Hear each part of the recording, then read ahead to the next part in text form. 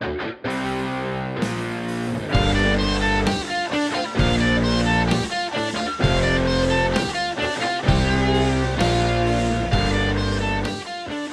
back to the Battery Podcast. I'm Aidan, I'm Jack. And I'm Casey.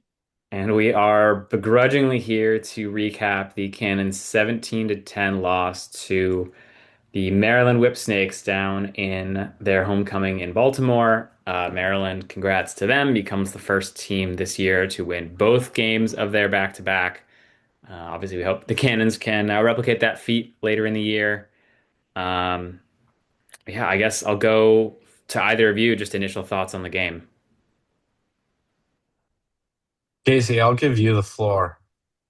Oh, thank you so much, Jack. Um, yeah, I mean, we started off first quarter seemed like, Campbell got that first goal and it seemed like we were gonna be it seemed like it was gonna go a lot different than it did. I think we just got crap to figure out. Um we've got, a lot of veteran players with half the team's veteran, half the team is new or young. But we're seeing other teams like the Whipsnakes figure that out really quickly and do really well. And so, um, obviously we did not get the win and it's really disappointing. Um, but I want to know I just want to talk to coach and see like what we're gonna do. Yeah.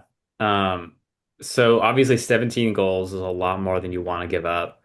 Yeah. Um, so I mean, I think I would credit the defense more than the offense with the issues with this one. But in a different way than that Carolina game. In that game, Hmm. all but one of their goals was unassisted. This one, the Whipsnakes had, let's see, 3, 4, 5, 7, 9, 10, 11 assists on their 17 goals, and they didn't have any two-pointers.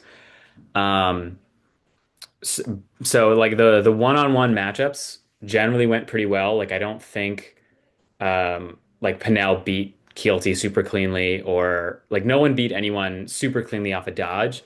But the Whipsnakes, like the ball movement and their off-ball cutting was just really, really good. And we saw Patra had 4 goals, and they were, I think, pretty much all just like cutting through the crease.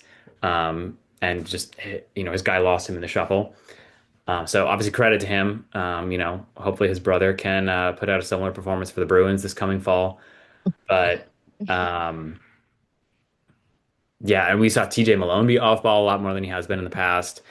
Um, Jack, I'll leave it to you to talk about Joey Spallina's performance. Um, but it I do was, want, yeah, I mean, the Whips just looked like a really, really good team. yeah, I do want to, sorry, real quick, because, I always like to end with something positive with whatever I'm saying. I do want to give flowers to Mick Kelly for getting a two bomb. And then I think he got a one pointer as well. And Brian Kelly, we saw go back out there and get a couple more goals this game too. So just wanted to give those two guys some shout outs. Yeah, I think the offense was not the problem in this game for sure. I think 5 to 5 in midway or most of the way through the second quarter, and then the Whips go up 7 to 5, and then just stack things on. Um, just And sorry, 10's not a bad output. right. They trying to see the goal breakdown in that third. Yeah, it was 1, 2, 3, 4, 5. No, sorry, 1, 2, 3, 4 in a row for Maryland. Boston got one, Maryland got one, Boston got one to end the quarter. So that's a 6-2 quarter for Maryland that basically won them the game. And it's just hard for the offense. I mean, Boston certainly has the 2 point potential to go like to catch up like that. But as we've seen so many times in the PLL, it's really hard when the defense knows you need that and knows you're hunting it to draw one up, even if you have the shooters. Obviously Holman, Campbell. I think Trainer had a couple attempts. Obviously Kelly got one. McAsee, like probably of any team in the league, the Cannons have the most 2-point threats. It's just really hard. And I think where we've seen things kind of spiral is players feel like, all right, we have to make this possession count. We have to score in this possession. And that leads you to try to force things, and you wind up having a worse possession as a result of that. Yeah, crossing sports, I mean, it's not as bad as the Celtics where they when they live by the three, die by the three, but Hmm. it it is a similar vein where when you are so good at the two, sometimes you rely on it too much is the sense that you get, and you're like, oh, we can climb back into it because we have 2-point shooters, or uh, you have 2-point shooters. So if you do start to fall behind, rather than trying to work it inside, you just want to have that juice goal and fire it in, and it just that doesn't work. Yeah. We do also have to give credit to the Maryland defense. As good as we saw Zappatello be against the Atlas in Rhode Island, he was just as good this week against I don't know who his primary matchup was, or I can't recall off the top of my head, but three caused turnovers for him, two caused turnovers for Billy Dwan. They're I mean, it was crazy that their first game of the week they gave up 16 to Philly, and then that was when Matt Dunn was not in the lineup. And since then, he's come back and they've given up six and now 10. Um, I don't know if their offense is as simple as when Billy Dwan's, or sorry, their defense is as simple as when Billy Dwan's in the lineup. Like the defense has no issues. But that's kind of what it seems like. And we know Zappatello, and Tim Muller has just been so solid for such a long time now. Um, that there's the hard group to beat, and I think especially with um, the rookies they were dressing. I think all three of their short stick D mids were rookies: Jack Pilling, Blake Island, and who was the last one? I don't see him anywhere on the stat sheet. Shoot, was it not Kolar? Oh, Joe Jungerkes. I'm still not sure how to pronounce his name, but he has a couple games under his belt now. But for Pilling and Island, that was their first. Um, I mean, they locked it down. Cannons did not. I mean, they're obviously going toe to toe, and then in a pretty similar um, experience to last year at Boston's homecoming, just kind of fell apart in the third and in the fourth. Yeah, I mean, I would say if you just look at the numbers, it on it, and it like pains me to say this, but it's like after the first quarter, like we scored two in the second, three in the third, and then two in the fourth. But like after the first quarter, just we were just not. I don't want to say that we weren't there, because we did score, but just compared to Maryland, like we just didn't have it.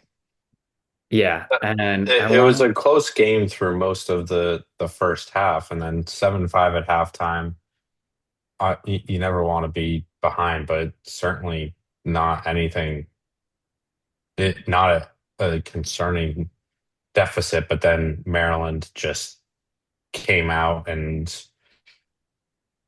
ran over the Cannons in the third quarter. I mean, I think the score got up to 11-5 or 12-5 yeah. before the Cannons finally stopped the bleeding. And so, yeah, that just is gonna change everything when you come out of halftime that flat. Yeah.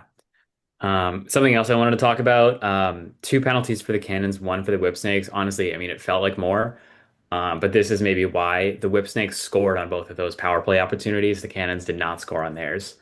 You take those two goals away, things become a little bit closer. That 11-5 run doesn't doesn't get as bad. Well, yeah, and the Cannons' only power play was a 30-second as well. Yeah, So shorter as well, just less time. yeah. But Not to cut you off. No, no, no. I mean, I agree. The Whips had a 30 and they had a one, and I mean that's what we see that passing and ball movement. That's really where it can come to shine is on the man up. Obviously, they're not a team that really shoots the two, but they just pass to the guy with the open look. I'm pretty sure Patra had one of those. I forget the other. Um, I mean, they That's what were happens when you really, have three X attackmen on your starting lineup, yeah. I mean, they were. all playing attack. Yeah, they were that is it is really incredible, right? Like they drafted TJ Malone to be like their new ex-attackman, then they signed Rob Pennell in free agency, which was kind of a mystifying move at the time. And last year I wouldn't say it really worked out. Um, and then this year they take Joey Spallina, who you figure X Attack is where he would want to play or maybe where he belongs. Um, but he was also great on the wing in his college career, and Malone being the lefty makes sense. And I mean, how could you take Rob Pennell off of X? Um, and that's maybe something else we can give him props for passing. Um, I forget who is it, Junior or Rabel for most all time and Junior, Junior, yeah. So he who's is. second. Rabel's still the king. Yeah. Although I suspect that will not be true by the end of this season. Yeah, Because I see now it's 13 points that he needs to tie, and if Rob Pennell can't get 13 points in 9 games, something has gone terribly wrong for the Whipsnakes, that um, is true. which I would love to see. And it also on the milestone train, Stags winning his coach with the sweep, Mhm. Yep. got the tie against Boston, and then I mean we don't I don't know how much more we want to talk about the cannons, but like got the Stags got broke or set the record against Utah, who looks like they suck again. Yeah, yeah, we can. There's a couple, at least one more thing I want to say about Boston, and then we can move on. But yeah, Utah, yikes. So one other thing that we didn't mention was the face-off situation. I don't Yeah, believe you guys mentioned, but the Cannons did sign Andrew McMeekin, the face-off specialist from Princeton, and then immediately put him on the pup list. And I think as Cannons fans, we're happy to see that someone to either push Tucci or to replace him. And this was a great opportunity for Tucci to prove himself. I'm trying to get the exact numbers for LaSala in his first 2 games. Obviously, his second game he had a hat trick, which is great. But his first two, he was 43.5 against Connor Farrell, and then 38.1 again with 3 goals, but 38.1% against not even Trevor Baptiste against Nathan Liberty for the Atlas. He's above 50% against the Cannons. Tucci was 44.8. And then the next day against Sisselberger, now granted, fatigue is a factor, but the next day against Sisselberger, LaSalle is 35.3. So, this was the time, this is the moment for Tucci to really prove he got that job. I mean, he did beat out Tommy Burke in training camp, I suppose, because Burke got released. McMeekin finished the year incredibly, and now knowing obviously he was playing through something during that championship weekend, even more impressive. But yeah, Pupless, I would assume he's not going to be ready for Charlotte this weekend. But you, I think I'm excited to see him get a chance, McMeekin that is, after a pretty disappointing 4 weeks, because that's another factor of these runs. And yeah, the 32-second shot clock makes it a little easier to play defense, but if a team's playing make it take it, right? Like it's hard to score, and that's when the offense does get the ball. They feel like they have to make every possession a goal or a 2-point goal because you never know when you're going to get it back. And that's kind of how I felt a lot of the times when Tucci's been in. Obviously him scoring those 2-point goals has been great, and of course he had a hat trick as well. But it's a tough situation to try and win, especially when you're down. If you don't have that confidence that your face-up guy is going to get you the ball. Well, the next team that we play is the Water Dogs again, right? Yes. Um, So I'm just curious if we were to take Tucci out. I mean, I don't really know size comparison uh how the other face off specialist is to Farrell, but Yeah, let I me just tried looking it up and then my computer started playing a video, so I quickly oh, just closed out. Princeton's website says McMeekin is 6'1", 225. I mean, that's a good body, but not feral. But like, no one really is feral other than No, maybe Baptiste. Yeah. true. Um, let's see if I can. I mean, yeah, it doesn't really matter. Honestly, But like, Tucci was fine against feral in Rhode Mm, Island, so I'm not nothing to get you right. Like facing off against the Water Dogs again. That's how I'm thinking about next weekend. yeah, Just I'm. put another beat down on Philly. Yeah, we'll obviously do a more thorough preview later in the week. I'm both excited and nervous because if Boston can beat Philly and if they beat them comfortably, by 14 again is not realistic, but if they beat them comfortably, then it almost guarantees them a playoff spot unless they like don't win another game the rest of the year. Because that would mean, Boston wins by 4, say, then Boston's goal differential would be +7, Phillies would be -18. And it would be really hard. And Boston would have one more win in the standings. So that would be mhm. it'd be hard to overcome that. CJ Kurst obviously will help him out. But I think maybe we can move on to other games at this point to the extent that we want to talk about them. But Philly Philly did not look good against Carolina. Um, that Chad a Palumbo yeah, had a yeah, nice debut. Yeah. absolutely. He is man. Local I boy. wish that somehow Boston could have gotten him too. Um, obviously love what Mikey Weissar has done. Quiet game for him this weekend, but yeah, Palumbo he's just such an energizer. Yeah.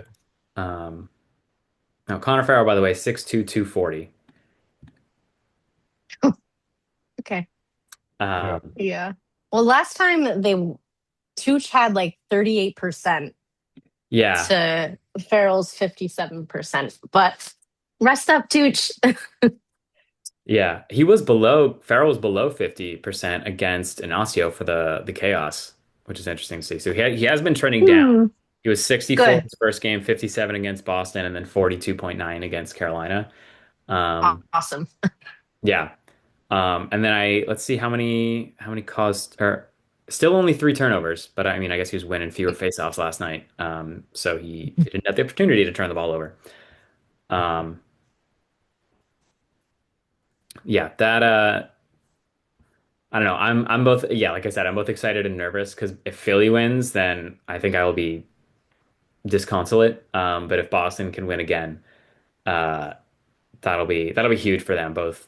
I think just as an energizer and then just, literally it makes it way easier for them to make the playoffs. Um, Mhm. let's see. Do you guys wanna talk crap about the Archers for a couple minutes? Sure. Uh, Coach Bates, I think, has gotten a lot of praise for how he's drafted so far in the history of the PLL. And this is no shade to Aidan McGuire, but it looks like he messed up taking McGuire first overall because in 3 games now, the Archers have scored five. Uh, I think was it 5, 9, and 5, 5, 10, and 5. Mm. Mm, Sorry, so 20 goals in three Okay. games. Um, which is that's not enough. They lost this game to Maryland 8-5, and I think there were 3 goals scored in the second half, something like that. Maybe not even. yeah. Two for Utah. Yeah, Well, so they're losing, not like they're not getting blown out either. Because, yeah, True. well, obviously they beat Denver 10-7, but 9-5 was the first loss to. Yeah, and 85. California. So it's like it's like the Red Sox or something. It's just like your offense can't put up anything. So even when the defense goes out and holds the other team to a respectable number, a number that is beatable, you're just like, oh, it's not zero, so like they don't have a shot. Yeah, like if you told I think fans of pretty much any lacrosse team, maybe even any college team, that they were going to give up uh was it 9, 7, and 8 Seven. goals in their first Yeah. three games, like, oh my, we're 3-0 easily. But Yeah. just like I am sure that the Archers would love to have Mikey Weissar, Joey Spallina, Chad Palumbo. Evan Plunkett hasn't quite clicked Evan yet, Plunkett. but uh, I'm sure they would love to have someone else who could start up that offense. Because I think Bo Pettersson did get a goal, but the scoring it was one goal each from Fields, Jankola, O'Keefe, King, and Bond, with two assists for Fields, one assist for Ambler, and that's it. So I let me check when the Cannons play the Archers because again, there's no easy wins in the league, but that they certainly feel like the team that if this defense needs to get right, obviously hopefully Philly will be that, but that Archers team, like I don't know, like Denver was still figuring stuff out. When they played that week one, like Brendan O'Neill clearly is not healthy. They didn't have Pat Cavanaugh. Um, but like I just don't know how this Was Archers team is going to score. Boston played Cannon Utah July Cannon's 13th. play. Yeah. Yeah, in yeah, Columbus. Columbus. Okay. So Friday it's, night. We got a yeah, while. yes, we got to wait a while. Hopefully, I mean, obviously, hopefully the Cannons have won every game until that point. But if they enter that weekend in need of a win, hopefully that will get it to them. Um, let's I see. do want to say, maybe this will give us some hope. The Red Sox did just win 9-4 Oh, thank against goodness. The Guardians. Cleveland. Yeah. Yeah. So if That's a they can serious do win. it, it is a Yeah. serious win. Um, but don't get me started about talking about the Red Sox because it'll turn into a different podcast, and that's not what we're here for. No. Um, Yeah. but Uh, that's hope. yes, indeed. Just one other game. Denver and New York were like again similar to the Cannons Whipsnakes game, kind of toe to toe, and then Denver just went on a huge run. Um, I still with no Pat Cav. I think it was announced that he was going to be back, but then he was Mm, still not in the active lineup. So that looks like that injury is keeping him out still. But it seemed like the switch was putting Jared Bernhardt back in the midfield, and then I think they had Dalton Young bumped down to attack. Now he didn't do much there, but it seemed like whatever looks that Bernhardt is getting from up top just have let that offense click. O'Neill, I think, had a couple goals, so still not like world beating, but he looked better, which you might expect. Just one goal, but two assists from O'Neill, and then six goals from Logan Wisnauskas, um, which is cool from him. He was, I would say, he's like been the quietest of the four Tewaaraton winners for sure, um, and I think literally quiet, and then just not the most productive, not the most talked about of those four. Um, So, I mean, huge game for him. That obviously helps Boston out too, because now they're ahead of New York, both, well, tied with record, but ahead of them in goal differential. Um, so thank you, Denver, for that help right there. Um, yeah, I'm scared to play this team again when, especially when Pat Cab comes back, because I didn't look up. I think the Denver matchup is in Chicago. Yes. Yeah, so that'll be July like 10th or 11th.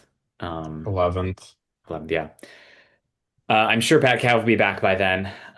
If it was like a game time decision whether or not he'd be back this weekend. So we'll look forward to that. Obviously, the game last year was like 17-16 or 18-17. So super entertaining. The Cannons did not come out on the right side of that one, but yeah, Denver looks like they figured some things out on offense. New York looks like they have not. Um, have you been following the UVA coaching saga? I know about it. Yeah, Yeah, it's kind of wild. it is. Yeah, but so Kevin Cassis has now been hired as the new coach after Lars Tiffany stepped down slash was asked to leave slash his contract wasn't renewed. Um, and he was also the offensive coordinator for the New York Atlas. And he has said that with taking this head coaching job, he is stepping down from that role with the Atlas. So, um, they're obviously they were good week one, but their offense has certainly not been clicking since then. So we'll see. I think whoever their coaching fellow is, I forget his name, but he's an offensive coach as well. So you figure he's going to take over, at least now, maybe for the rest of the season. But I, Hmm. you know, I still don't like the Cannons matching up just because of Baptiste, but hopefully with how New York has struggled to score, that whenever Boston and New York play for the first time, which I think is yeah, it's the week after. So there's Boston plays Philly and Charlotte, then there's that weird bye week, and then Boston and New York play. Um, so hopefully New York's offensive woes are still struggling or are continuing. Um, I don't know, like was Jeff Teat that important to the team? Obviously he's like he was an MVP, but it really seems like they relied on him for a lot more than maybe we thought they did with Schellenberg, with Baptiste, Dixon. Um, because it's 6 goals and then 9 goals in their last two, which is nice, but not enough. What was Teet's injury? He's it's something with his shoulder. He's getting shoulder surgery. I don't think it was announced Mm. exactly what it was. I think they said both shoulders too. I think I heard on the broadcast. Oh, Oh geez. gosh. I mean, yeah, he must get beaten up quite a lot in the Yeah. indoor game because he has the ball a lot for the Black Bears, Hmm. and they Mm. let you get away with a lot more in the box game. Yeah. Yeah. Um, Wow. yeah. Any other thoughts about this past weekend, whether it's the Cannons or with someone else? I mean, we didn't like one other game to mention though was the WLL Oh yeah, game, Hmm. the first homecoming for the WLL and the Charm picking up the overtime winner. yeah. Which Didn't I watch think, any of it, but pretty exciting. yeah. And you all didn't someone on last week's episode predict an overtime game or predict? Uh, Someone might have, I think Matt might have said that. yeah. I mean that was thrilling because I think the Charm scored to take the lead with like 18 seconds to go, and then the Palms tied it with Yeah, 4 seconds to go. nuts. Yeah, it was awesome. Unfortunately, the Palms or the Charm did score in their first possession, so it was like 20 seconds into overtime. I wish we'd gotten a little bit more, but yeah, that was an awesome game. I mean, the Palms looked like they were running away with it, then the Charm looked like they were running away with it. Um, yeah, super fun. Um, Alex Holman back 7 months yeah, after pregnancy or after birth rather is also very impressive for her. yeah, Hmm. yeah. I think she basically just played on the power play. Um, but that's uh, obviously nothing to diminish the amazing accomplishment of going back and playing professional sports after Yeah. giving birth. Um, No, it's amazing. Shout out to her. yeah, Um, it's amazing what the female body can do. We're indeed. powerhouses. Yeah. And I'm sure, actually, it was kind of late. I don't know if Marcus would be there with the baby, but I'm sure he was there I'm, at least watching, yeah. and probably the rest of the Holman clan, um, and the Ost clan as well, of course. Um, yeah, and now I think don't Boston play Charlotte next week in Um, We Boston plays play No, they Philly play in, next. Philly next week in Charlotte. No, sorry, the guard play against Oh, I think the oh, Palms. yes. sorry. Yeah. Yes. Yeah, Yep. 1 p.m. on Saturday. cool. Yeah, so we will be back with a double preview for those games as well. Um, well, I guess all right. So two more things. One is I want to give actually no, just one more thing. Just wanted to give the shout out to Hunter Smith for his first game because I know he had a little bit of a shoulder injury. He certainly looked healthy out there. Um, I think he was on. Believe he was on Spalina um, for most of the game, which makes sense because those two, I'm sure, did match up in college. Um, and yeah, like I said, it was the one-on-one matchups were not the problem for Boston. So um, I think I'm glad they fixed that from week one, which makes sense with the kind of weird haphazard homecoming they had or training camp they had. Um, yeah, we'll just look to get better. Hopefully, Philly is going to be as disastrous as they have been the last 2 weeks, and we'll get another win. Um, anything else before we wrap things up? I'm good. All right, so we will be back later this week with a preview of Boston's second game against Philly and Boston Cannons' second game against Philly and the Boston Guard game against the California Palms. But until then, go Cannons, go Guard. Go Cannons, go Guard. Go Cannons, go Guard. Boom. Boom.